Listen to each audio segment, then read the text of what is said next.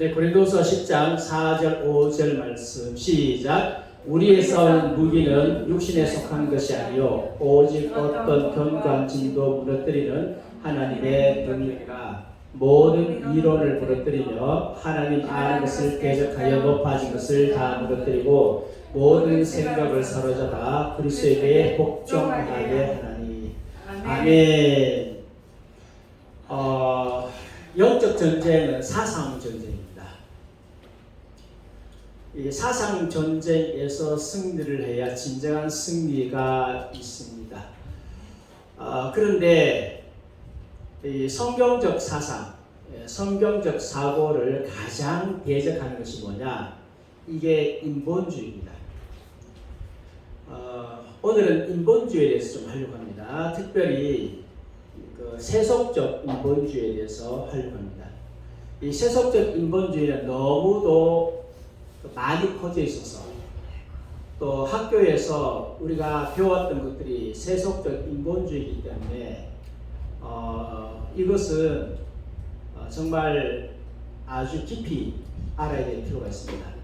그래서 잘 대처하지 않으면 내가 생각하는 사고가 인본주의적인 생각에서 나오는 사고고 나는 선하게 했는데 오히려 그리스도를 대적하는 사상이 될 수가 있습니다. 그래서 오늘 인본주의에 대해서 좀 살펴보려고 합니다. 세속적 인본주의, 먼저 인본주의부터 좀 살피려고 합니다. 인본주의란 인간을 세계 중심으로 생각하는 세계관이다. 이게 이제 여러분 사전 같은데 찾으면 나오는 것입니다. 인간을 세계의 중심으로 생각하는 것이다. 인간을 세계의 중심으로 생각한다면 누구를 변두리로 밀어내는 겁니까? 하나님을 변두리로 밀어내고 인간이 주인이 되는 것이죠. 이게 인본주의입니다. 그리고 이제 그 세계관에 대해서 백과사전에 보면 이렇게 나와 있습니다.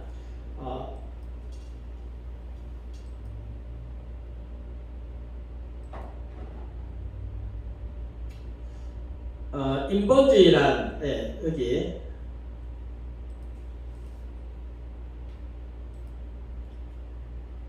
인간주의 또는 인문주의라고도 하며 인간다움을 존중하는 대단히 넓은 범위의 사상적, 정신적 태도, 세계관이다. 인간주의다, 인문주의다 그렇게도 말 바꿀 수 있다. 인간다움을 존중하는 아주 넓은 사상이다. 사실은 인본주의는 굉장히 넓어요. 하나님을 반대하는 그러니까 신본주의 반대가 인본주의인데 그런데 또 기독교 인본주의도 있죠. 하나님을 사랑하면서 인간을 존중하는 인본주의도 있기 때문에 인본주의를 했을 때는 아주 범위가 굉장히 넓지만 오늘 우리가 생각하는 인본주의는 그런 넓은 범위가 아니에요. 넓은 범위가 아니라 좀 좁은 의미인데 이제 백과사전에 보면 이렇게 나와 있습니다. 백과사전에 보면 정의가 이렇게 나와 있어요. 인본주의는 모든 사람의 존엄과 가치를 중요하게 생각하고 이것은 맞는 말입니까? 틀린 말입니까? 맞아요. 맞죠? 예. 우리는 모든 사람의 존엄과 가치를 중요하게 생각해야 합니다. 그런데 인본주의자들이 진짜 중요하게 생각하느냐? 그게 오늘 좀 배워봐야 될 그런 내용입니다. 포장이냐? 진짜 중요하게 생각하느냐? 기본적으로 세계를 신이 지배한다는 신본주의에 반대하며 그랬어요. 인간을 존중하는데 누구를 반대하고? 하나님을 반대하고 사람이 세계의 주인이라는 사람 중심의 생각에 뿌리를 두는 정치, 사회 사상, 인문주의나 인도주의, 휴머니즘 등으로 부른다. 하나님을 반대하고 인간의 중심이다. 이게 휴머니즘이다. 그래서 다른 말로 인문주의라고도 말하고 또는 인도주의라고도 말하고 또 휴머니즘이라고 말하기도 한다. 이것이 이제 사전에 나와 있는 정의입니다. 그런데 인도주의와 인문과학, 인본주의는 혼용될 수 없습니다. 이것은 프란시스 셰퍼 말입니다. 보통 보면 이것을 혼용해가지고 인본주의가 좋다라고 그렇게 생각하는데, 인도주의와 인문과학은 동의어가 아니다. 인본주의가 동의가 아니다.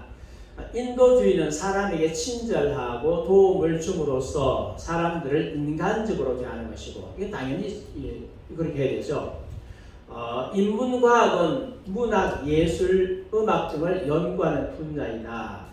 그러나 인본주의는 인간을 만물의 중심에 놓고 만물의 척도로 삼는 것이다. 기독교인이 인도주의자가 되어야 됩니까? 안 되어야 됩니까? 당연히 되어야겠죠. 기독교인은 인문과학 공부하면 됩니까? 안 됩니까? 됩니다. 됩니다. 해야 되죠. 그러나 뭐는 아니다. 인본주의자는 아니다. 예.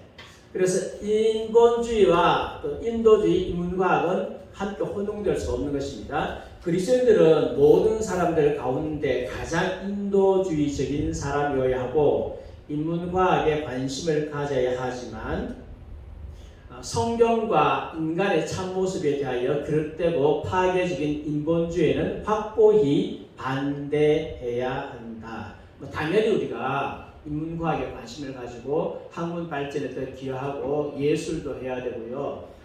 학문 열심히 해야 되죠. 열심히 해야 되는데 교회 다니고 가면서 공부 하나도 안 하고 그러면 안 되죠. 열심히 해야 됩니다. 그런데 인본주의가 있어요. 이 인본주의는 그리스도인은 당연히 반대해야 된다. 왜요? 그리스도를 대적하는 사상이기 때문에, 하나님 나라를 가장 방해하는 사상이기 때문에 그렇습니다. 그럼 인본주의는 언제부터 있어 왔느냐 하면요, 아담과 하와 때부터 있어 왔습니다. 사단이 인본주의를 가지고 왔죠. 네가 이 나무 열매를 먹는 날에는 네가 뭐가 되었어요? 지혜롭게 되어서 선악을 아는 일에 하나님처럼 된다. 너도 하나님처럼 된다. 네 하나님 지게 받지 마. 네 스스로 하나님이 돼. 선악과만 먹으면 너는 하나님 될 수 있어. 그렇게 꼬였죠. 인본주의는 굉장히 강력한 유혹하는 능력이 있어요. 인본주의는요. 왜냐하면 인본주의 사상이 너무 사람들을 끌 수 있는 그런 매력적인 사상이에요. 너도 하나님이 될 수 있어. 네가 스스로 노력해가지고 천국을 만들어낼 수 있어. 우리는 하나님 없는 유토피아 세계를 만들어낼 수 있어. 우리는 서로 협력하고 사랑하고 상호 존중해가면서 얼마든지 행복하고 좋은 사회, 이상적인 사회를 만들어낼 수 있어. 단 누구만 빼고, 하나님만 빼고. 누가? 우리 스스로 하자. 인본주의거든요. 그래서 이 사단이 인본주의적으로 말했죠. 인본주의적으로 하나님께 창조하신 하나님께서 창조주 하나님께서 선악과 나무 열매 먹지 말라고 주님께서 말씀하셨어요. 말씀하셨는데 창조주 하나님의 능력 있는 말씀이에요. 태초에 말씀이 계시니라. 이 말씀이 하나님과 함께 계셨으니 이 말씀이 곧 하나님이라. 예수 그리스도를 통해서 하나님께서 천지를 만드셨단 말이에요. 하나님이 가라사대 빛이 있으라 하시니 빛이 있었고, 얼마나 말씀이 능력이 있었으면 빛이 있었어요. 그 능력 있는 말씀으로 동산나무의 모든 열매, 동산에 있는 모든 나무 열매를 다 먹되 선악을 알게 하는 나무의 열매만큼은 먹지 말라고 하셨는데, 그렇게 명령하셨는데 얼마 있다가 사단이 와서 하나님이 정말로 동산에 있는 모든 나무의 실과를 먹지 말라고 하느냐? 살짝 꼬이면서 네가 먹는 날에는 네가 선악을 알게 돼, 지혜롭게 돼서 선악을 알게 될 것을 하나님께서 그렇게 염려하셔가지고 그래서 먹지 못하게 한다. 만약에 먹는 날에는 네가 지혜롭게 되어서 하나님처럼 선악을 분별하게 될 것이다. 너도 하나님처럼 될 거다. 선악을 아는 일에 내가 하나님처럼 된다고? 그럼 내가 하나님의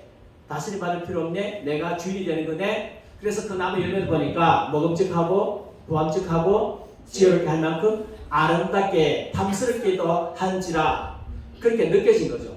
굉장히 강한 유혹력을 가지고 있습니다. 이 인본주의가요. 그래서 항상 인본주의는 사람들을 달콤하게 속여가지고 자기의 종을 만들어 왔습니다. 하나님을 대항해 왔다. 서구 사회에서 발전된 인본주의는 르네상스 시대까지만 해도 인간의 가치와 중요성을 강조하였을 뿐 하나님의 존재까지 부인하지는 않았다.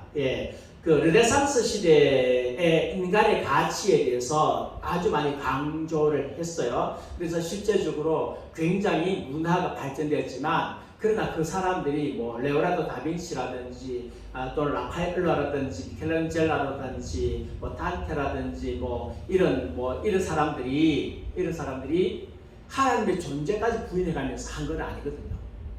그런데 나중에 세월이 좀 지나가서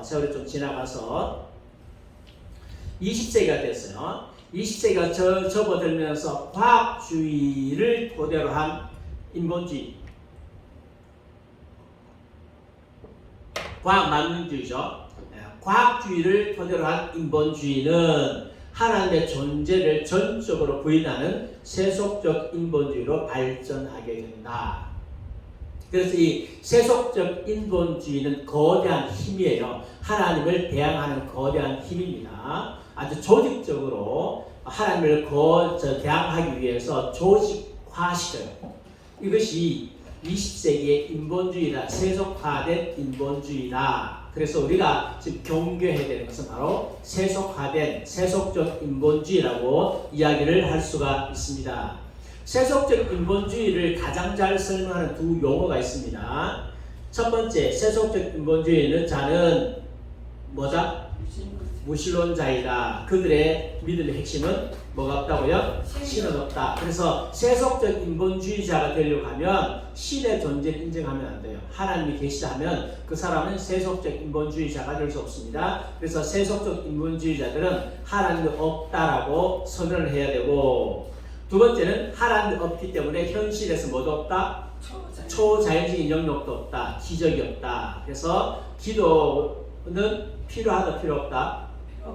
필요 없다. 기도 무용론입니다. 기도 안 해도 우리가 의학을 발전시키고 과학을 발전시키면 얼마든지 인간의 한계와 능력을 정복할 수 있다. 기도가 필요 없다. 기도에서 들어준다는 사상은 그거는 옳지 못하다. 이것이 세속적 인본주의입니다. 그래서 세속적 인본주의자들은 무신론자들입니다. 미리암 알렌 포드가 말했습니다. 이 사람도 인본주의자인데, 인본주의자들은 무신론자여야 한다. 그것이 아니라면 그것은 내가 이해하는 바의 인본주의가 아니다. 인본주의의 첫 번째 조건은 무신론자입니다. 인본주의를 선택하게 되면 당연히 무신론이다라고 하는 것입니다. 그 다음에 초자연을 거부합니다. 초자연을 거부하며 이 세계에 지금 여기에서 인간의 완성을 추구하는 인본주의는 오랫도록 지켜져 온 무신론의 전통이 있다. 초자연을 거부하기 때문에 기적도 없고 천사도 없고 하나님도 없고 마귀도 없고 또 뭐도 없고 천국도 없고 지옥도 없다. 그래서 죽은 후에 천국 가기 위해서 이 세상에서 선행을 한다든지 또 천국 가서 상급을 많이 받기 위해서 예수를 믿는다든지 하는 것은 쓸데있는 일이다 없는 일이다? 쓸데없는 일이다. 여기에서 천국 만들자. 어디서 만들자고요? 여기서 만들자. 누구 없는 천국 만들자? 하나님 없는 천국 만들자. 누구 힘으로? 우리의 힘으로. 우리가 뭘 쌓자? 바벨탑을 쌓자. 우리 힘으로 바벨탑을 쌓자. 우리 이름을 내자. 우리가 흩어짐을 면하자. 이게 인본주의라는 거죠. 인본주의. 그래서 이 뒤에 배경에다가 제가 뭘 넣는가면 바벨탑을 넣어놨습니다. 인본주의 신학에서 초자연, 하나님, 사탄, 천사, 악마와 영혼 없다는 맹목적인 믿음은 놀라울 정도로 굳건하다. 그러면 영혼이 있나요, 없나요? 없습니다. 인간은 물질입니다. 인간은 영혼이 없습니다. 그래서 이 인본주의의 사생아인 공산주의는 인간의 영혼이 없기 때문에 사람을 죽이는 것을 파리 목숨처럼 쉽게 생각한다. 그래서 인본주의에 물들게 되면요, 사람을 쉽게 죽여요. 인간의 존엄성 어쩌고 저쩌고 하는 것은 다 포장적인 이야기고 실제적으로는 사람을 아주 쉽게 생각해요. 물론 순진한 인본주의자들 가운데 그런 사람이 있긴 있어. 그러나 이제 자세한 보십시오. 초자연적인 것은 모두 신화이다. 인본주의를 다른 모든 세계관과 구별짓는 근본적인 원칙은 초자연적 모든 형태를 거저 신화로 여기는 것이다. 그래서 태초에 하나님이 천지를 창조하시니라. 이게 뭐예요? 신화다, 설화다. 그들은 실제로 뭘 믿고 있어요? 진화론을 믿고 있어요. 진화를 믿고 있고 설화다. 그래서 이제 그 구약을 공부하다 보면 자꾸 창세기 설화라고 이야기만 해요. 설화다, 설화다, 설화다. 창세기 1장부터 11장까지는 역사적이지 않다. 그건 단지 옛날 이야기에 불과하다. 많은 신학자들이 그렇게 믿고 있는데 무엇의 영향을 받았어요? 인본주의의 영향을 받았습니다. 인본주의의 가장 정확한 철학적 의미는 자연이 모든 것인 세계관, 즉 초자연적인 존재를 인정하지 않는 세계관이다. 이게 자연이 모든 것이에요. 그래서 인본주의 심리학은 인간의 심리, 마음까지는 연구하지만 영혼은 연구해야 해요? 안 해요. 그것이 인본주의 심리학의 한계예요. 그래서 인본주의 심리학을 열심히 공부하고 상담을 열심히 공부해도 사람이 바뀌질 않는 거예요. 왜? 사람은 영혼이 있는데 이 영혼의 문제를 인본주의자들은 해결해 주지 못하는 거예요. 그런데 왜 그럼 영혼의 문제를 다루지 않느냐? 그들은 영혼을 인정하지 않기 때문에 그 문제를 다루잖아요. 아니 영혼을 인정하면 인본주의가 아니잖아요. 그래서 열심히 상담하게 해도요 안 낫는다니까. 사람은 안 바뀐다니까. 조금 좋아지기는 해요. 좋아지기는 한데 근본적으로 바뀝니까? 안 바뀌잖아요. 이러면 어디 뭐 이렇게 근육 아프다 그러면 침 맞으면 한 이틀 사흘은 좋아져. 근데 다시 재발해요.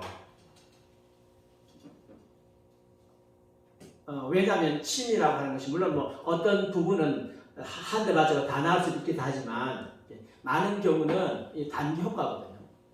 침이 단기적으로 좋아. 단기 효과라.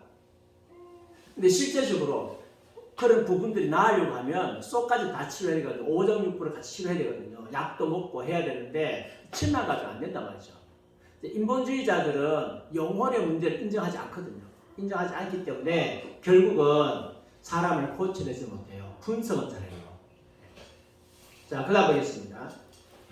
인간이 신들을 창조했다. 인본주의 세계관에서 하나님을 위한 자리는 없으며 신이 우주를 창조한 것이 아니라 인간이라는 형태로 나타난 우주가 그 자유로운 상상력으로 신들을 창조한 것이다. 한마디로 말하면 인간이 만들었죠. 인간이 불안하기 때문에 인간이 의지할 존재가 필요해서 신을 만들어서 그 신에게 매여 살고 속박받고 있다. 그래서 그 신으로부터 해방되는 게 인본주의다라고 생각을 합니다.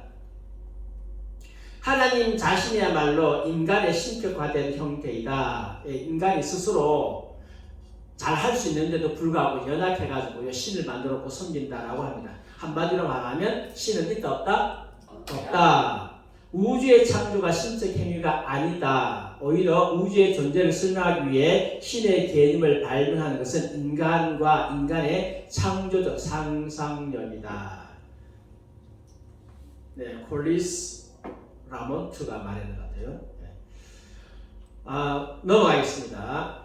인본주의 어린이 동화책에서는 하나님을 어떻게 가르치는가? 그러면 이 인본주의자들이 어릴 때부터 아이들을 인본주의의 제자로 만들기 위해서 노력을 하겠죠.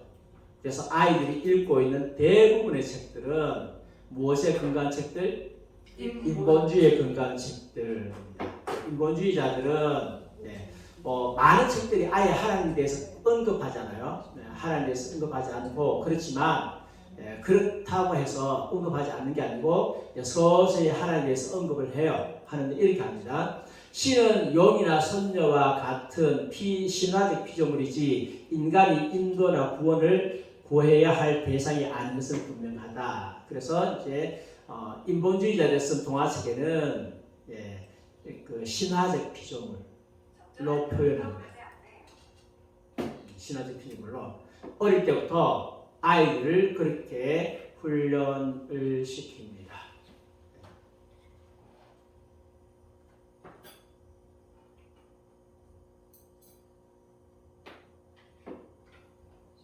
유치원은 인본주의를 가르치나요? 하나님을 가르치나요? 어린이집은요? 인본주의예요? 근데 그렇지 않은 자들이 어릴 때부터 아이들 유치원에 가서 맡겨놓고 어린이집 맡겨놓고 이 아들 믿음으로 자랄 것을 기대하는 것은 자기만의 착각인 거죠. 그렇게 되지 않습니다. 콩 심은 데 콩 나고 팥 심은 데 팥 납니다. 아이들이 믿음으로 자라도록 그렇게 하려고 하면 어릴 때부터 성경 교육을 잘 시켜야 돼요. 부모가. 그래서 성경은 자식 교육은 누가 시키는 거라고요? 부모가 시키는 거예요. 자녀 교육 부모가 시킵니다. 근데 부모는 자녀 교육 하나도 안 시키고 유치원에 갖다 맡겨놓고 어린이집에 갖다 맡겨놓고 주일에 한번 교회 와서 말씀 듣는 걸로 내 자녀가 믿음의 자녀가 된다고 생각을 하고 있어요. 엄청난 착각이죠. 그 문제 나중에 좀 이야기하겠습니다. 신은 없기 때문에 인간은 스스로 자신을 구해야 된다. 커츠는 인간이 높고 가장 신화된 존재라고 주장한다. 커츠는 인류가 진화를 위한 최선의 길을 찾을 수 있고 보편적인 기준에서 독립된 도덕 체계를 만들어야 하며 우리가 살고 있는 세계가 직면한 문제를 해결하기 위해 과학과 이성을 사용해야 한다고 믿는다. 인간이 가장 진화된 존재라고 하는 거죠. 우리는 스스로 길을 찾을 수 있다. 우리는 스스로 행복한 길, 해결할 수 있는 길을 찾을 수 있다. 그래서 과학과 이성은 모든 것을 해결해 준다. 과학을 발전시키고 우리의 이성을 발전시키면 된다. 그렇게 믿고 있습니다. 그래서 이것이 엘리트주의로 간다. 그러면 인류가 부닥친 난제를 해결하는 데 있어서 모든 사람이 과학과 이성에 도통하냐? 그러지 않죠. 소수의 사람들이 머리가 똑똑한 거죠. 그래서 소수의 사람들이 똑똑한 머리를 가지고 사람들을 지배하고 사상을 만들려고 사람들이 거기에 따라오도록 만들죠. 만드는데 그게 뭐가 없다? 하나님이 없다. 초자연이 없다. 지금 세계를 이끌어 나가고 있는 것이 바로 그거다. 그래서 그리스도인들이 맹목적으로 따라가다가는 사단의 자녀가 되고 내 자녀들을 맹목적으로 인본주의를 주입하는 학교에 맹목적으로 보내가지고 아무 대책도 없으면 내 자녀가 사단의 자녀가 되는 것입니다. 그것을 이제 기억해야 되는 거죠. 기독교인들이 이제 깨달아야 될 때가 됐습니다. 그래서 요즘에 많은 분들이 이야기합니다. 지난 5년 동안에 문재인 정부에 의해 가지고 많은 고난 받았잖아요. 그리고 그전에는 인본주의 나쁜지 안 나쁜지도 몰랐는데 이제는 공산주의, 좌파, 사회주의 이런 것들을 접하다 보니까 이게 정말 나쁘구나. 그럼 이 근본적인 것이 어디서 왔느냐? 사실 인본주의에서 왔거든요. 나중에 이제 나오지만 인본주의와 공산주의 관계에 대해서 설명할 거예요. 나왔거든요. 그러면 지금 정치적으로 찾았어. 자료 찾았지만 지금 우리나라에 수많은 사람들이 좌파 사상, 인본주의 사상에 물들어 있거든요. 그러면 이것을 단순하게 찬양 몇 장 해가지고 기도 몇 번 해가지고 고쳐지느냐? 못 고치잖아요. 그럼 어떻게 해야 되느냐? 사상 교육을 시켜야지. 교회 안에서. 성경적 사상을 교육시켜야 돼요. 그러니까 성경적 사상을 교육시킬 때에 뭐가 해야 되느냐? 세계관 비교해야 되는 거예요. 옛날에 성경 시간을 많이 가르쳤고, 그다음에 교회도 많이 가르쳤어. 많이 가르쳤는데 저 밑에서 배웠던 사람들이 지금 좌파들이 많은 거예요. 그때 내가 뭘 놓쳤는가 하면 한국에 있는 모든 사람들은 소수의 운동도들 빼놓고는 다 우파다. 다 자유민주주의 사람, 다 공산주의를 다 반대한다라고 생각하는 거죠. 그래서 안 가르쳤어. 근데 저들은 아주 오랫동안 인본주의 사상을 집어넣고 공산주의 좌파 사상을 집어넣고 사회주의 사상을 집어넣고 그렇게 해왔단 말이에요. 나중에 그 결과가 드러나는 것이 지난 5년이었거든. 그럼 우리가 어떻게 되느냐? 지금은 단순한 교리 공부해서 안 돼요.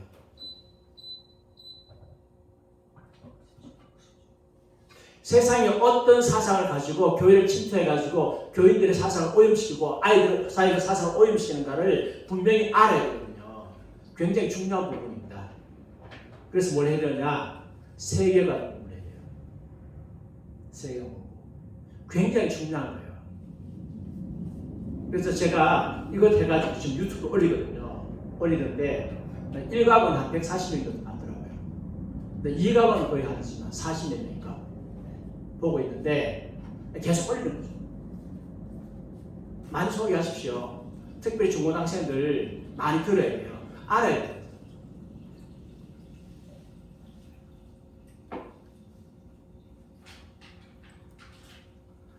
결국 가장 많은 권한을 갖고 있거나 프로세스를 가장 잘 조작할 수 있는 사람이 규칙을 설정하고 무엇이 옳고 그른지를 정의하는 사람이 될 것이다. 지금 이제 이런 현상들이 일어나고 있습니다. 그래서 뭐 트럼프가 대통령이 됐지만 쫓겨나고 사실은 미국을 좌지우지하고 있던 사람들이 뭐 있잖아요. 빌 게이츠나 뭐 주저버크나 이런 사람들 사실은 세계를 좌지우지하고 있는 것이 다 드러났잖아요. 새롭게 세팅하려고 그들이 다 인본주의자들이죠. 자, 그러면 보겠습니다. 그러면 어떻게 이 기독교를 조직적으로 반대하기 위해서 인본주의자들이 활동했는가? 이걸 좀 알아야겠습니다. 그냥 단순하게 인본주의는 단순하게 하나님을 반대하는 거대한 사상이다. 그게 아니라 이 세속적 인본주의자들이 기독교를 박멸하기 위해서 그들은 어떻게 해왔는가 하는 것을 알아야 됩니다. 그것이 바로 인본주의 선언서입니다. 세속적 휴머니즘은 조직화된 종교 교리와 체계에 대한 감정의 상처와 분개, 그 다음 분노와 혐오 감정에서 나온 반작용의 표현이다. 제임스 테이커가 이렇게 말했는데요. 예. 하나님을 믿을 때 우리는 진리를 믿잖아요. 그 하나님에 대한 진리, 이것에 대한 감정이 상처, 분개, 분노, 이것을 갖다가 반작용하면서 조직적 나온 게 이게 뭔가 하면 휴머니즘이에요. 그러니까 휴머니즘은 하나님에 대한 반대에서 온 거예요. 미국에서 오랫동안 보수주의적인 신앙들, 법률주의, 성경주의, 부흥주의, 권위주의의 반작용이다. 환멸을 느낀 그들은 성스러운 절대자로부터 도피하여 결국에는 인본주의로 귀하여 이런 선언을 하게 된 것이다. 결국 인본주의 선언서가 1933년에 나왔는데 이것은 기독교에 대해서 반대하기 위해서 반대해서 궁극적으로 기독교를 박멸하고 하나님 없는 유토피아를 만들기 위해서 선언한 것입니다. 그냥 뭐 인류의 행복과 복지, 사람들을 더 나은 세계로 인도하기 위한 것이 아니고 하나님을 반대하기 위해서 나온 것입니다. 이 배경을 좀 알아야 합니다. 자, 인본주의 선언은 세속적 인본주의 세계관을 배열한 세계의 선언의 제목이다. 3번 있었습니다. 1933년에 있었고요. 하고 난 후에 좀 부족했다. 인본주의 선언하고 난 후에 히틀러도 나오고 스탈린도 나오고 그렇게 해가지고 다음에 부족한 것을 보완해가지고 1973년에 두 번째 선언하고 그 다음에 2000년에 세 번째 선언하는데 전체적인 내용은 조금 차이가 있긴 하지만 거의 비슷하고요. 네, 비슷한데 조금 강화된 부분도 있고 조금 약화시킨 부분도 있습니다. 신에 대한 믿음을 포함하지 않는 철학과 가지책에 대한 서술이다. 하나님의 믿음이 없어요. 이 인본주의 선언서는요. 하나님 없이 어떻게 인간이 행복을 추구할 것인가 하는 것에 대해서 이야기하는 것이다. 우주는 그 자체로 존재하며 창조되지 않았다. 유실론의 시대를 갔다. 이것은 1933년에 인본주의 선언에 나오는 이야기고 그래서 이것은 뭐냐 하면 하나님이 천지를 만드시지 않았다. 신은 없다. 이것에 대한 선언이다. 인본주의 선언이요. 그 다음에 인본주의 선언서 두 번째 1973년 나온 겁니다. 초자연적 존재를 믿기에는 증거가 불충분한 것을 충분히 발견했다. 우리는 신이 아닌 자연으로부터 출발했다. 어떤 신도 우리를 구원할 수 없다. 우리는 자신 스스로를 구원해야 한다. 하나님의 존재를 믿기에는 증거가 불충분하다. 불충분한 증거가 충분하다. 신이 아닌 자연으로부터 출발했다. 하나님이 우리를 구원할 수 없다. 우리는 스스로 구원해야 된다. 이것이 인본주의 선언 두 번째인데 완전하게 확실한 무신론 선언한 것입니다. 두 번째.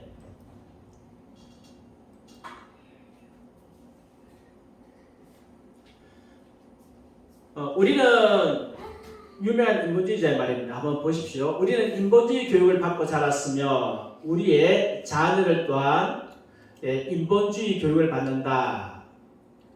나와 우리 자녀들이 인본주의에 물이 들 때 얼마나 우리의 구별됨이 훼손되며 하나님부터 멀리 떨어지게 되는가를 알아야 한다.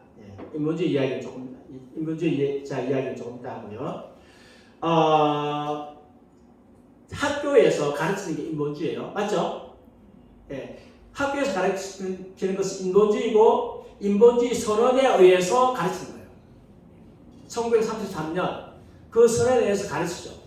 인본주의에서 교육을 받아요.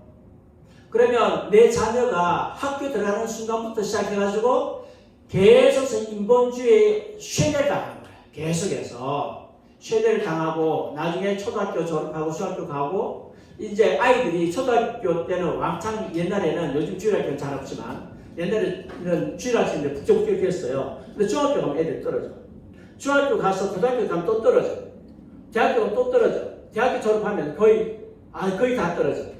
왜 이런 현상들이 벌어지느냐? 단순하게 기도 안 해서 부모가 기도를 덜 해서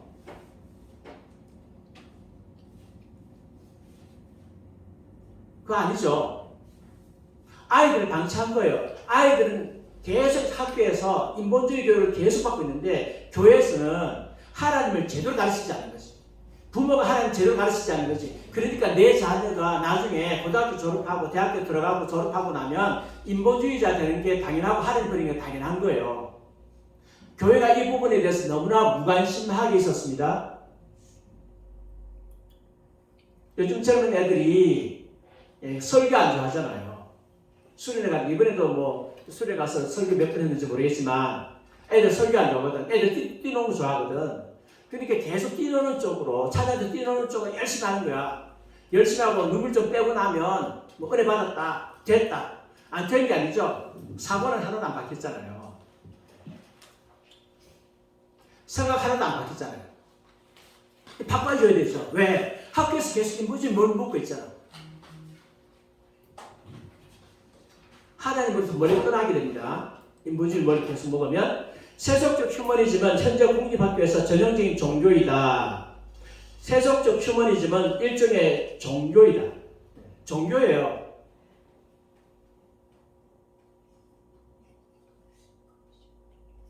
근데 세속적 인본주의자들은 자기를 종교라 그러지 않아. 왜 종교라 그러지 않느냐 하면 종교라고 표현하는 그 순간에 학교에서 못 가르치거든. 그러니까 자기들은 종교가 아니야.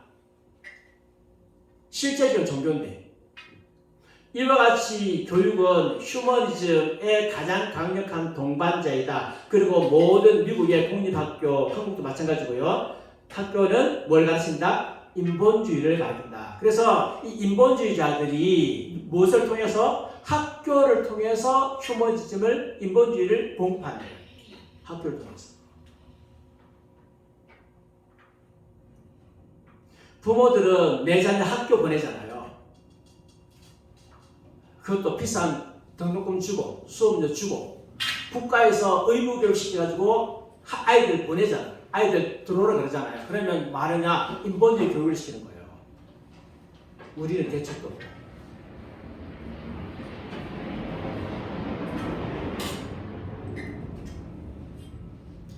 현대교육의 창시자인 존 두이가 1933년 인본주의 선언문의 서명자임을 기억하라. 근데 미국의 교육은 사실은 존 두이에 의해서 시작됐어요.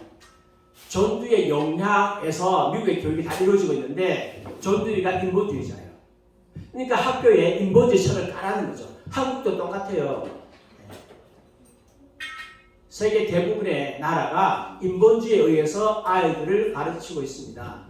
그러면서 학부모들은 내 아이들이 지금 중립적인 교육을 잘 받고 있다. 아니요. 중립적인 교육이 아니에요. 인본주의예요. 인본주의는 기독교를 반대하기 위해서 태어난 거예요. 그래서 그 증거가 내 자녀가 학년이 올라가면 올라갈수록 하나님으로부터 멀리 떨어져 나가더라. 증거예요. 인본주의자들은 무신론을 전파하기 위해서 교육을 사용했고 기독교를 교육과 정치의 영역에서 퇴출하려고 시도했고 그것은 이미 성공했다. 옛날에는 미국에서 학교에서 기도하고 시작했어요. 성경 가르쳤어요. 근데 지금은 못해요. 공적인 영역에서 다 쫓겨났어요. 우리 한국도 마찬가지입니다. 한국도 학교에서 성경 못 가르쳐요. 지금은 미션 스쿨 도시고 성경 가르치는 게 굉장히 힘들어졌어요.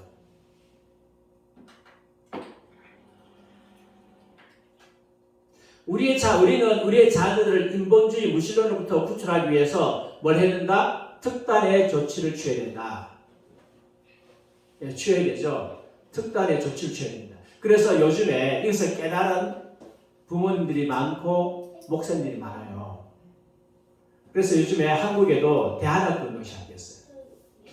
교회가 우리 자녀들을 학교에서 맡겨주면 안 되겠다. 옛날에는 인본주의 가르칠 때 몰랐는데 최근에 5년 동안에 학교에서 자발 교육시키고 그다음에 동성애 교육시키고 막 이렇게 하다 보니까 교회가 깨달은 거예요. 아, 교회가 이제는 대안학교 만들어야지.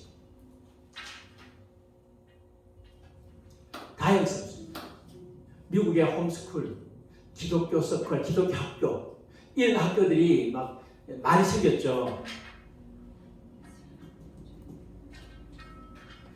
불의의 모든 속임으로 멸망하는 자들에게 이 말이니 이는 저희가 진리의 사랑을 받지 아니하여 구원함을 얻지 못함이니라. 그러므로 이러므로 하나님이 유혹을 저희 가운데 역사하게 하사 거짓 것을 믿게 하시면 무슨 뜻입니까? 죄가 많고 불의한 사람들의 말하면 하나님께서는 거짓된 사상을 허용하십니다. 지금 전 세계에 지금 인본주의라고 하는 거짓된 사상이 전 세계를 지배하고 있는데 하나님이 왜 허락하셨겠어요? 사람들이 악하고 하나님을 떠나가니까 하나님께서는 그 거짓된 사상을 허락하시는 거예요. 우리가 주님께로 돌아오면 하나님께서 이 사상을 정리하실 것입니다. 이는 저희가 하나님의 진리를 거짓 것으로 바꾸어 피조물을 조물주보다 더 경배하고 섬기리라. 주는 곧 영원히 찬송할 이시로다. 아멘. 예, 인본주의 그렇게 활력에 치고 설치다고 해서 하나님이 자기 영광을 잃어버리십니까? 아닙니다. 예, 하나님은 자기 영광을 찾으시고 하나님의 영광이 더욱더 빛나게 될 것이고 정말 하나님 중심으로 생각하고 하나님과 친밀한 교제를 나누는 성도를 통해서 위대한 일을 하실 것입니다. 예, 그러니까 우리는 휘둘리지 말고 우리가 할 일을 하는 것입니다. 최선을 다해서 합니다. 내가 할 수 있는 일 최선을 다해서 합니다. 내 한 사람의 전 세계를 변화시키겠습니까? 그렇지 못하죠. 내가 내 주변에 있는 분들에게만 이라도 변화시키면 그것이 파급 효과가 있다는 것을 기억하십시오.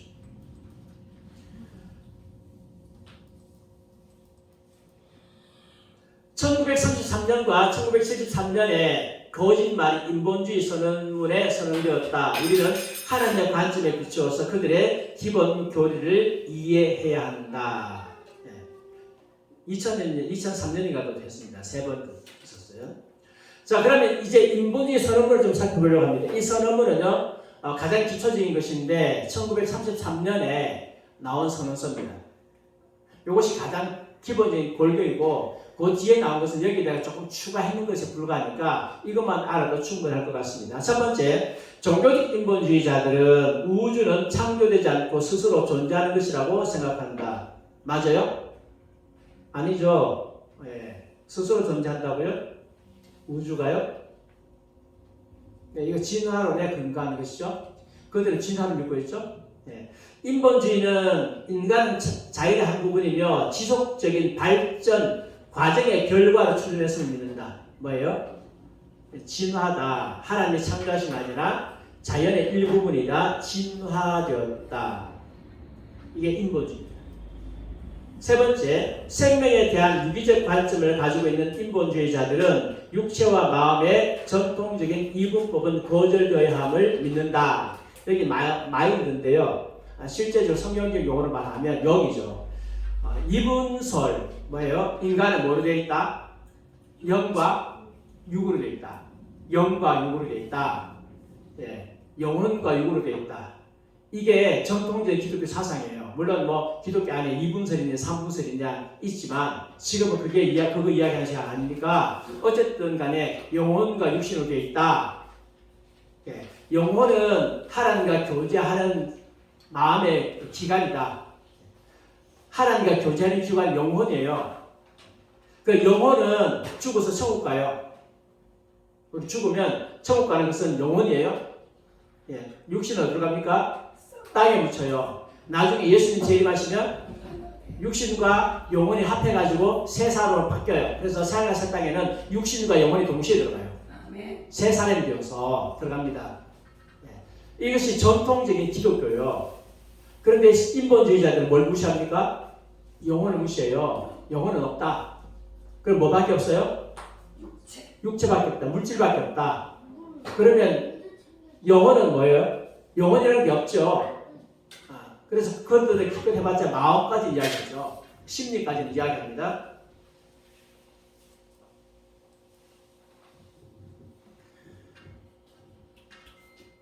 세속적 인본주의가 현대 교회에 어떻게 교육에 어떻게 침범했는지 보겠습니다. 세속적 휴머니즘은 지금 공립학교 안에서 뭐다? 종교다. 예. 한국도 마찬가지입니다. 학교에 들어가면 인본주의 교육을 받는다. 미국도 똑같습니다. 휴머니즘은 하나의 종교입니다. 무신론의 종교입니다. 중립적 교육이 가능합니까? 네, 가능합니까? 불가능합니다. 하나님 없는 지식을 가르치는 것은 세속적 휴머니즘의 종교입니다. 하나님 없는 걸 가르칩니다. 하나님 없는 걸 가르치는데 그것이 어떻게 중립이 되겠습니까? 중립될 수 없죠. 진보적 교육의 창시자인 존 듀이는 1933년 인본주의 성명서의 서명자였다. 현대 교육 철학을 형성하는 데 있어서 영향을 미친 찰스 프랜시스 포트가 이렇게 말했습니다. 이와 같이 교육은 인본주의의 가장 강력한 동맹이며, 교육은 인본주의와 함께하는 거예요. 함께. 그래서 그들은 인본주의자들은 교육을 장악하는 데 성공했습니다. 모든 미국의 공립학교는 무엇의 학교다? 인본주의 학교다. 유신론자들의 주일학교는 일주일에 단 한 번 1시간 모여서 그것도 모든 아이들 다요? 학교 다니는 모든 아이들 다? 아니죠. 학교 다니는 아이들 가운데서 소수의 어린 아이들만 가르치고 5일 동안 인본주의적 교육 프로그램을 진행하는 과정을 나갈 수 있겠는가? 아이들이 5일 동안요 50몇 시간 공부합니다. 학교에서. 근데 교회에서는 주일학교 30분 공부 안 해요. 출석 부르고 애쓰라 좀 조용히 해, 에너지 좀 조용히 해 하다 보면 또 5분 지나가고, 그러다가 또 어느 좀 조용히 해 하다 보면 또 5분 지나가고, 아이들 교육시킬 시간 없어요. 우리 교회는 아이들이 이제 예배 참석하잖아요. 예배 참석해서 설교가 거의 한 1시간에서 1시간 10분 정도 설교하는데, 이제 설교 듣고 하니까 그래도 1시간 반 정도, 오후까지 하면 그래 2시간 반? 예. 뭐 얘들이야 뭐 매일 설교 들으니까 좋지만 아이들이 말씀 듣는 시간이 굉장히 부족한 거야. 지금 우리 교회 같은 경우에 얘들이 말씀 듣는 시간은 얘들은 많네요. 얘들은 학교 말씀 보는 시간이 훨씬 많네. 그런데 대부분 그렇지 않거든요. 그러면서 인본주의로부터 벗어날 수 있느냐? 이게 시간적으로 잘 안 돼. 그래서 교회가 이 부분에 대해서 각성을 해야 돼요. 근데 시간적으로 꼭 많이 가르친다고 해서 믿음이 좋은 것도 아니야. 그래서 하나님의 생명에 있는 말씀을 가르칠 때에 아이들은 비록 인본주의 교육을 받더라도 물들지 않을 수 있거든요. 누구처럼? 다니엘과 세드락과 메삭과 아베노처럼 갈 때 한번 공부해도 나중에 전혀 영향받지 않았잖아요. 가능하거든요.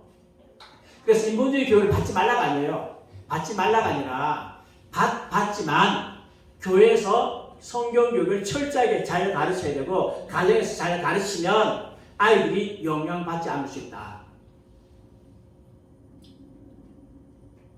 교회에서 잘 안 가르치면 아이들은 세속주의자가 된다.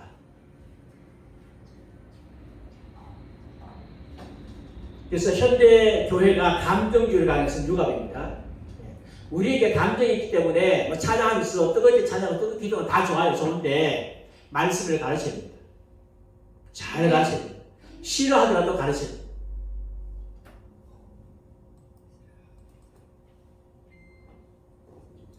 현대 교육은 매우 인본주의적이어서 인본주의가 아니면 어떤 종교도 미래가 없다. 미국의 내일과 전 세계의 그 다음 세대의 종교는 모든 면에서 우리가 이 책에서 옹호하는 종교적 인본주의와 동일하지 않을 수 있다. 그러나 그것은 대단히 닮아있거나 같은 정신일 것이다.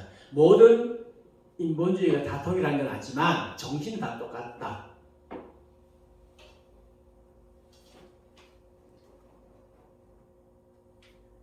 그래서 휴머니즘이 학교에서 맹위를 떨치고 있다. 여기에서 훈련받은 사람들은 결국은 인생을 휴머니즘주의자로 살아가게 된다. 하나님 없이 살아가게 된다. 그런 뜻입니다. 공립학교 교육만이 휴머니즘의 동맹일 뿐 아니라 과학 그 자체는 휴머니즘의 어머니이다. 요즘에는 강력한 과학이다. 과학이 모든 것을 다 해결해 줄 것이다. 과학이 힘이죠. 과학을 가지고 과학과 이성이라고 그랬어요. 이것을 가지고 사람들을 유혹한다. 이것이 휴머니즘이다. 인본주의, 세속적 인본주의입니다. 우리가 휴머니즘이라고 부르는 것은 그 지식이 인간의 삶에 실제적으로 관련되어 있는 곳이라면 어디서나 과학적 지식의 진보로부터 유기적으로 성장하는 예민하게 스며드는 세력이라는 사실이다. 어디든지 휴머니즘이 다 있다는 거죠. 만약에 휴머니즘이 성장하도록 적절한 공헌을 이룩하기 위해 과학이 해야 할 일은 모든 인간의 지식을 상호 연관시키고 그것이 인간의 목표에 적절히 공헌할 수 있도록 종합하는 것이다. 이것은 엄청난 작업이지만 기관들이 이미 그것을 위해서 열심히 일하고 있습니다. 그래서 휴머니즘을 통해서 인류가 하나가 되고 휴머니즘을 통해서 하나님 없는 행복을 이룰 수 있도록 진짜 행복이 두고 봐야 되겠지만 기관들이 열심히 하고 있다. 이미 하고 있다. 하나님을 퇴출시키고 우리는 우리 스스로 할 수 있다. 인본주의자의 그 법정에서 보겠습니다. 인본주의자의 공정의 법, fairness입니다. 공정의 법은 성경의 정의와 자비의 법에 반대하여 만들어졌습니다. 그래서 그들은 공정을 했습니다. 공정, 공평 이렇게 번역할 수 있겠죠. 성경의 자비와 정의의 법을 반대해서 만들어졌다고 했습니다. 왜 법률은 성경에 기초해야 되는가? 모든 법체계는 본질상 종교적 기초를 가지고 있습니다. 법은 하나님에 대한 인간이든 무엇을 입법한 거라고요? 도덕성을 입법한 거예요. 도덕성을 입법한 겁니다. 하나님의 법은 생명을 정지시키고 인본주의 법은 죽임을 촉진합니다. 그래서 하나님의 말씀이 기초가 되면 생명을 살리는 법이 이루어지는 거고 인본주의가 기초가 된 법을 만들면 뭐를 죽이는 거라고요? 생명을 죽이는 거예요. 그래서 인본주의가 많이 하니까 무슨 법 만들어요? 낙태법 만들어요. 낙태법. 동성애법 만들고요. 하나님께서 완전히 질서 파괴하고 그런 법 만든다고요.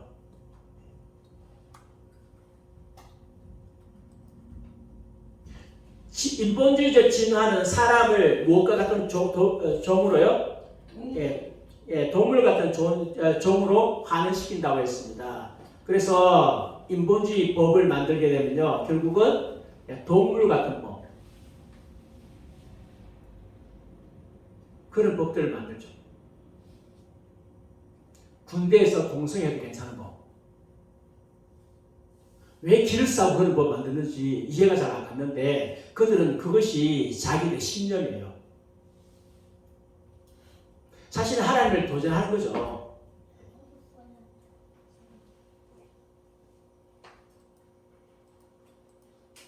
인본주의에 입각한 법원 판례는 폐하와 장애아를 살해하는 것을 정당화하고 협조하지 않는 의사와 병원을 처벌합니다. 미국에서 1913년인가 낙태법이 합법화됐거든요. 그러니까 이제 거기 동의하지 않으면 의사가 처벌받는 거예요. 장애아는 살해돼도 됩니까? 어떻게 법원은 성경적 권위보다 인본주의 이론에 기초해서 판결해왔는가 보겠습니다. 1973년 대법원의 낙태 합법화 결정은 인본주의적 이론에 근거했다.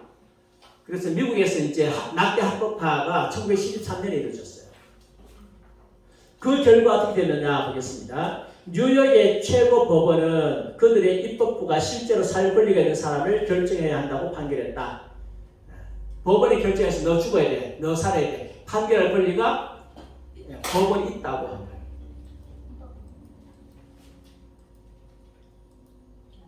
캘리포니아 최고법정은 신체적 장애가 있는 아동들은 불우하게 태어나기 때문에 소송을 제기할 수 있다고 판결했다.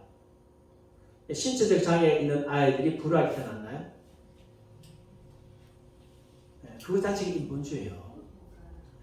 한 부모는 뇌 손상에 대한 사전 검사를 알리지 않는 세크라멘토 병원을 고소했다. 법원은 병원에 90만 불의 손해배상금을 지불하라고 판결했다.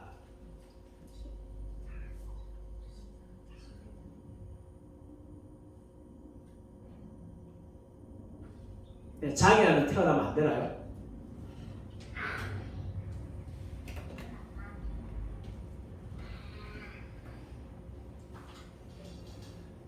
하나님께서 당신의 뜻을 위해서요, 어떤 아이들을 장애아로 태어나게 해요. 레나 마리아가 있어요. 아시죠? 어릴 때 태어났는데 장애로 태어났습니다. 예, 두 팔이 없어요. 다리 한쪽이 없어요. 다리 하나밖에 없어. 그런데 그는 하나님께 감사하는 법을 배웠어요. 어릴 때부터 감사하는 법을 배워가지고 늘 하나님께 감사해요. 자기에게 신체적 장애를 주신 하나님께 감사했어요. 하나님께서는 그에게 놀라운 목소리를 주셨어. 그래서 그 목소리를 가지고 전 세계를 다니며 찬양을 하고 하나님께 영광 돌리고 그 얼굴이 얼마나 밝을지 몰라요. 수영 선수가 되어가지고 장애인 수영 올림픽 가지고 제가 알기로는 금메달 따는 것 같아요. 당신의 영광을 위해서 하시거든 하나님께서요.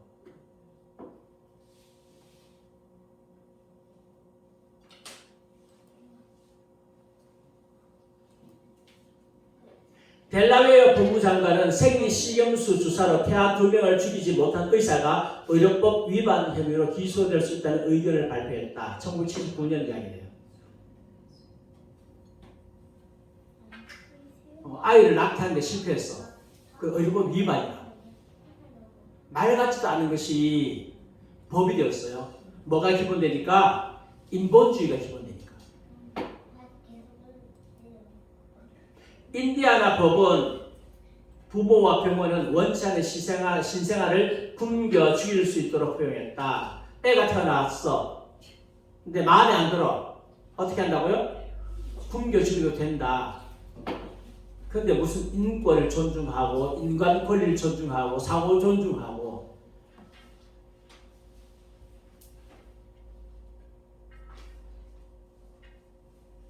다 입에 받은 소리입니다. 성경 말씀이 권위입니다. 최종적 권위입니다. 영감된 하나님의 말씀은 인생의 최종적인 권위입니다. 천지는 사라져도 내 말은 사라지지 않을 것이다. 그래서 우리가 하나님 말씀에 기초해야 돼요. 법은 하나님 말씀에 의해서 말씀에 기초해서 법이 만들어져야 돼요. 네. 법은요. 인본주의에서 만들어지면 안 돼요. 그러니까 요즘에 계속 동성애 법 때문에 너무 사람들을 괴롭게 해. 왜? 인본주의에 물든 사람들이 국회의원이 되려니까 그런 거예요.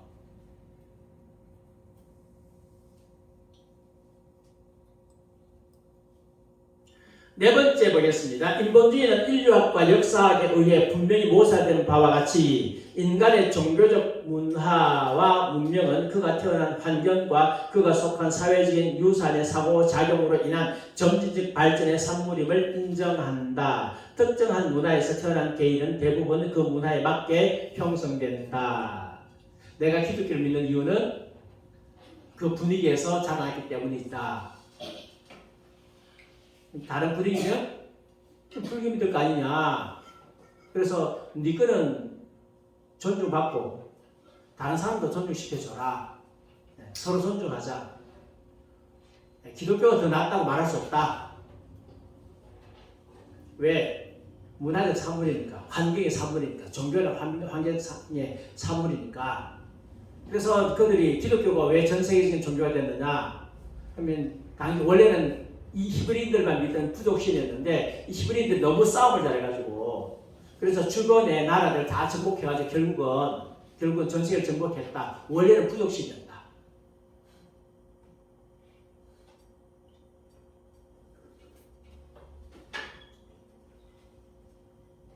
그러니까 다른 것도 인정해줘라.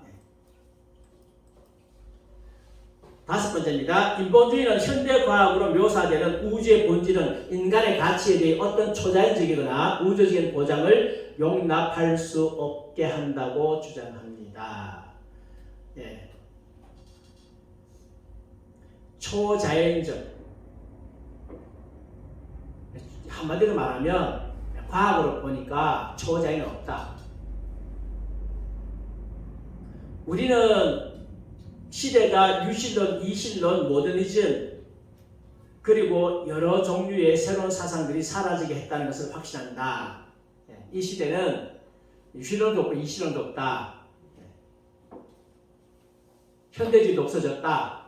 모더니즘 현대주의죠.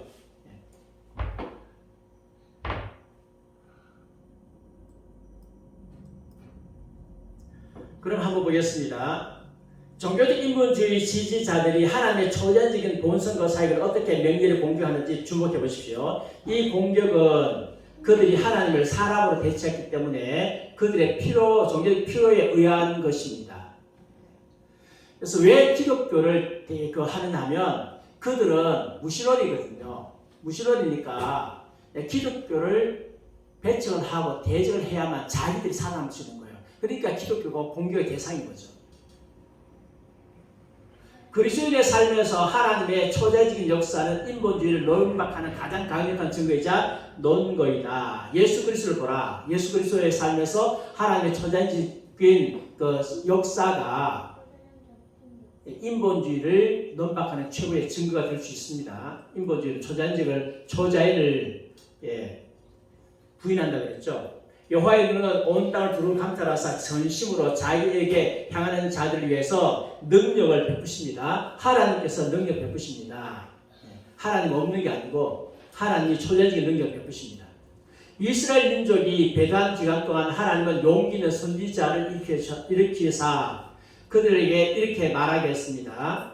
너희는 언제까지 두 견해 사이에서 머뭇거리느냐. 만일 여호와가 하나님이면 그를 쫓고 바알이 하나님이면 그를 쫓아라. 사람들은 그에게 한 말도 대답하지 않았다. 그래서 그는 한 증거를 보였고 그래서 사람들은 하나님의 초자연적인 능력을 볼 수 있었다. 엘리야 시대와 우리 시대의 유사성이 드러난다. 요즘 사람들이 인본주의냐 하나님이냐 중간에서 선택을 안 해. 어디서 기적이 일어나는가 보는 거죠. 기적은 엘리야에게서 나왔습니다. 그래서 선택을 안 하다가 기적 보고 하나님 믿는 사람 많죠. 인본주의로 살아가다가 암 걸렸는데 병원에 가도 불치병이나 안 된다. 그래서 기도를 해서 자기가 그렇게 부인하던 하나님께 기도하고 치료받고 하나님 믿는 사람 한두 사람입니까? 꼭 증거가 나타나면 믿습니까? 증거가 나타나기 전에 믿음 아닙니까? 현대의 바알 선지자들은 개인의 자유, 결혼의 즐거움, 재정적 안정, 영원한 건강의 이상향을 약속한다. 그렇죠? 네 자유다. 네 마음대로 살아라. 도덕이 어딨냐? 실은 없는데 무슨 도덕이 있냐? 네 마음대로 살아라. 결혼. 꼭 결혼 생활을 해가지고 뭐 배우자에게 충성해야 되느냐? 바람 필 수도 있지. 재정적 안정, 영원한 건강. 의학이 얼마나 발달되는데 얼마든지 병 걸리도 나을 수 있다. 결과는 파괴적인 습관의 속박. 의학이 발달되니까 나는 병 걸려도 나을 수 있어. 그러니까 이제 술, 담배 막 하는 거지. 외국에는 마약도만요. 수반권의 결혼 생활의 파탄, 이혼하고 재정적인 속박의 불안정. 내 돈 없으니까 은행에 돈 갖다가 막 쓰다가 어떻게 되나요? 나중에 파산하고 당혹스러운 새로운 질병. 병원이 나를 고칠 줄 알았는데 새로운 질병이 와가지고 못 고쳐주는 거지.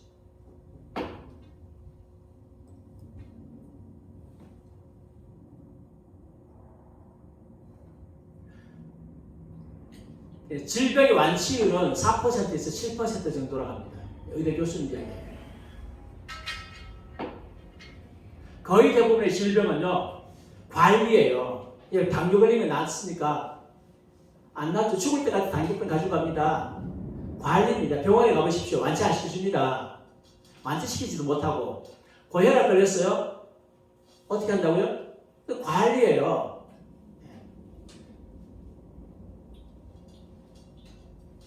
그리스도인들은 습관을 이기고 깨어진 결혼 생활을 회복하고 재정을 통해 하나님의 공급하심을 경험함으로 성경적 원칙을 따름으로 건강을 누리도록 함으로써 참 하나님이 누구인지 세상에 알릴 때가 되었다. 그래서 우리는 좋은 습관 가지고요, 건강한 결혼 생활을 하고 재정 함부로 빚내지 않고 하나님께 주신 범위 내에서 쓰고요, 성경적 원칙을 따르면 술, 담배 안 하고, 하나님께서 먹지 말라고 하는 음식 안 먹고, 그렇게 하면 건강을 얻습니다. 그래서 예수 믿는 사람들이 다른 사람들보다 더 건강하다? 그게 누가 참 하나님인지 보여주는 거죠. 그래서 제 나이 또래에 있는 또래 다른 분들 보면 주름살도 굉장히 많고요, 얼굴에 핏기가 많아요. 이게 핏기도 서고, 그 다음에 이게 잇몸이 누래, 시커매, 술, 담배하고 이렇게 막 찌들어가지고. 근데 그리스도인들이 술, 담배 안 하니까, 나이가 늙어도, 나이가 많아져도, 여러분 지금 다 50대잖아요. 50대인데도 벌써 지금 40대 초반처럼 보인다고. 얼굴이 깨끗하잖아요. 얼굴이 깨끗하고. 어디 나가보면, 대충 알아요. 예수 믿는 사람, 안 믿는 사람. 할머니들 같은 얼굴이 환하고 깨끗한 분 보면 거의 대부분 예수 믿는 사람이에요.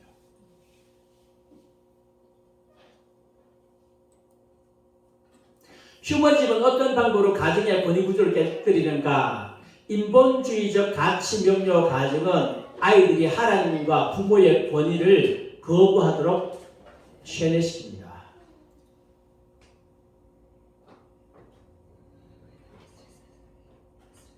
아이들이 왜요? 그냥 부모의 권위를 그냥 거부하는 게 아니에요. 인본주의 프로그램 가운데서 부모의 권위를 거부하도록 가르쳐요. 여러분, 자녀들이 문제가 있어가지고 상담자한테 상담받으러 가잖아요. 받으러 가면 상담자는 이 자녀들을 어떻게 고친다 관심이 없어요.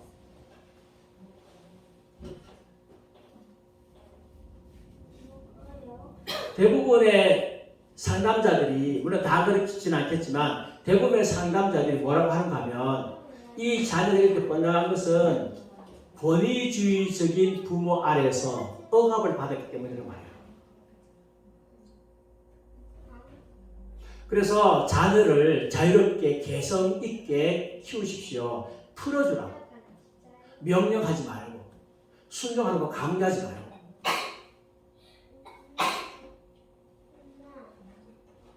자녀들에게 부모의 권위를 멸시하도록 가르쳐요. 부모는 아무것도 모르니까 내가 지금까지 너무 권위주의적으로 가르쳤구나. 그래서 권위가 스스로 해제되는 거예요. 콩 가르치면 되는 거예요. 권위와 권위주의는 달라요. 권위가 서지 않으면, 질서가 서지 않으면 가지 무너져요. 학교도 그렇고 사회도 그렇고 국가도 그렇고. 그런데 인본주의자들은 권위와 권위주의를 일부러 혼돈시켜요. 혼돈시켜서 같은 거라고 생각하게 만드는 거예요. 그래서 권위주의를 깨트린다고 하면서 뭘 깨트려요? 권위를 깨트려. 최종적으로 누구의 권위를 깨트려요? 하나님의 권위를 깨트려요.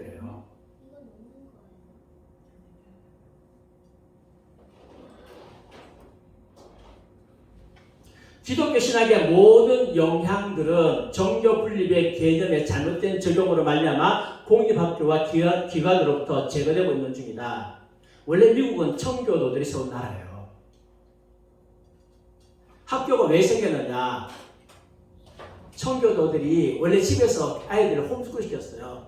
그런데 이제 바쁘잖아요. 아침부터 농토에 나가야 되고 논밭에 나가서 일해야 되고 하니까, 그래서 너무 바쁘니까 하루 종일 시킬 수 없으니까, 그래서 이제 회의를 해가지고 선생 한 사람을 뽑아 대신 양육시켜주는 거죠. 부모 대신에. 학교가 시작된 거예요.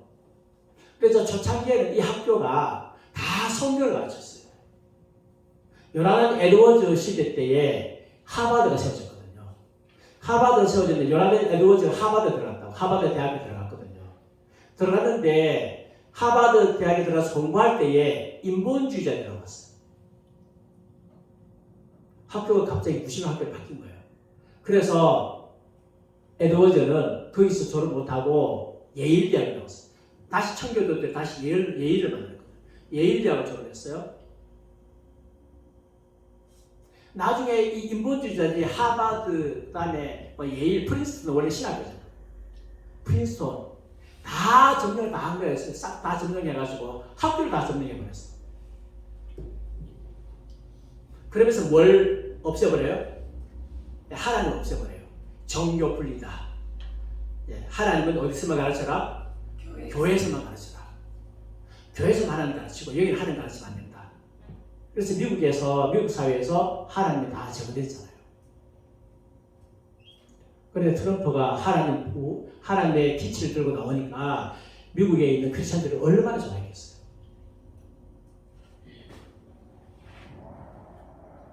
우리 한국은 뭐 제대로 안 됐죠.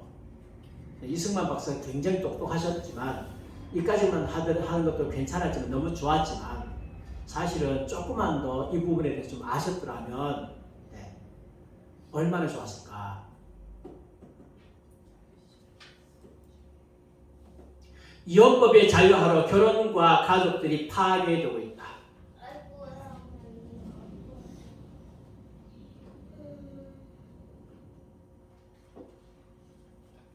가족은 어린이 권리법에 의하여 공격을 받고 있다. 우리나라도 아동보호법이 만들어져가지고요. 부모가 자녀를 함부로 교육을 잘 못 시켜. 자녀를 체벌하다 걸리면 자녀가 신고하든지 아니면 주변에서 신고하면 자녀가 격리당해. 격리당하면 격리하는 곳에서 잘 훈련시키죠? 아니에요. 더 하게 받아.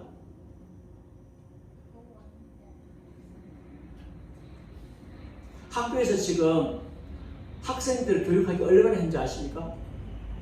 교사들이요, 교육하기 너무 힘들어요.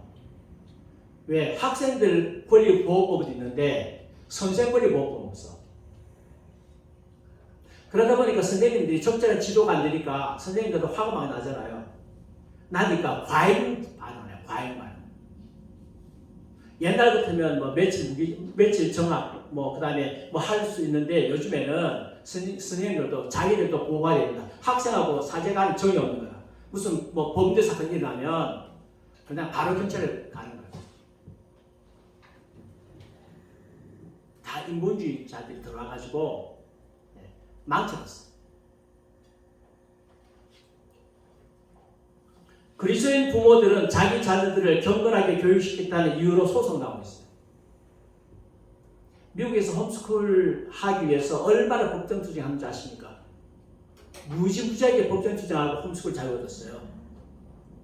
우리 한국은 그 정도까지는 아니죠. 그 정도까지는 아니지만 학교에 관심이 많아요. 아시잖아요. 우리도 홈스쿨 하는데 전화 학교에서 전화 오잖아요. 한 번은 우리 집까지 오셨어요. 선생님들이 오셔가지고 어떻게 하나 보라. 그러니까 보여줬죠. 우리 어떻게 한다.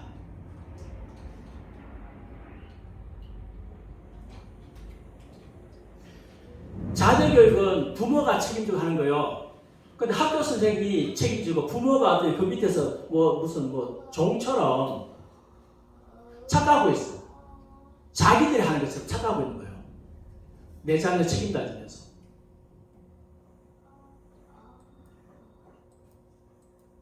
우리의 모든 말, 생각, 행동에 대하여 거룩하신 하나님께 책임을 져야 합니다. 하나님의 진노가 불의로 진리를 막는 사람들의 모든 경건치 않음과 불의에 대하여 하늘부터 쫓아나나니 하나님은 반드시 심판하십니다. 그래서 인본주의에 물들지 마셔야 됩니다. 인본주의에 물들지 말고 인본주의로부터 우리의 자녀들을 구원해내셔야 돼요. 네. 여러분 아이들 다 키웠다고 나는 상관없다 하지 말고 여러분 손자 있잖아요. 네. 손자, 손녀 있습니다. 그러니까 교회가 어떻게 인본주의로부터 내 자녀를 구원할 것인가, 우리 주일학교를 구원할 것인가 깊이 생각해야 돼요. 그 가운데 하나가 뭐냐면 교육시키는 것입니다. 세계관 교육을 시켜야 됩니다. 보니까 세계관 교육, 세계관 동영상 괜찮은 것들 올라와 있더라고요. 그런 것들을 이제 좀 하고 보급하고 이제 이런 오늘 강의 같은 것도 좀 보급하고 그렇게 해가지고요. 이제 많은 사람들이 듣고 성경적 세계관을 잘 세워야겠구나 그런 마음이 들도록 여러분이 그렇게 만들어 주십시오. 원래 이거 다 하려고 그랬는데 지금 다 못하겠네요. 한 번 더 다음 주에 인본주의 지금 6번까지 했는데 15번까지니까요. 다음 주에 한 번 더 하도록 그렇게 하겠습니다. 자, 기도하겠습니다. 하나님 아버지 감사드립니다. 오늘도 하나님께서 은혜 베풀어 주셨습니다. 모든 생각을 사로잡아 그리스도께 복종하는 것이 그렇게 하는 것이 우리에게 주신 사명입니다. 주님 감사합니다. 이제 그것을 하기 위해서 성경 세계관 교리 학교를 시작했습니다. 특별히 아버지 하나님 인본주의 세계관, 세속적 인본주의가 전 세계를 장악하고 있고 특별히 학교를 장악하고 있습니다. 그래서 문화계, 정치계 다 장악하고 있고 그곳에서 하나님을 퇴출시키고 하나님 없는 유토피아를 만들려고 하는데 저희들은 아무 대책이 없었습니다. 몰랐습니다. 주님 이제는 잘 알게 하시고 감사드립니다. 잘 대처하게 하시고 우리의 자녀들이 하나님 중심의 자녀들로 자라도록 하나님 역사하여 주시옵소서. 이 강의가 더 많은 사람들에게 알려지게 하시고 특별히 자라는 세대가 말씀을 듣고 변화되게 하시고 그들이 하나님 중심의 사고관으로 정말 하나님의 영광을 살아가도록 하나님 도와주시옵소서. 감사합니다. 예수님 이름으로 기도합니다. 아멘. 하늘에 계신 우리 아버지여 이름이 거룩히 여김을 받으시오며 나라가 임하옵시며 뜻이 하늘에 쓴 것 같이 땅에서도 이루어지이다. 오늘 우리에게 일용할 양식을 주옵시고 우리가 우리에게 죄지은 자를 사해 준 것 같이 우리 죄를 사하여 주옵시고 우리를 시험에 들게 하지 마옵시고 다만 내게서 구하시옵소서. 대개 나라와 권세와 영광의 아버지께 영원히 있사옵나이다. 아멘. 네, 감사합니다. 다음 주에 한 번 더 하겠습니다. 예, 지금 초창이기 때문에 좀 상세하게 하겠습니다.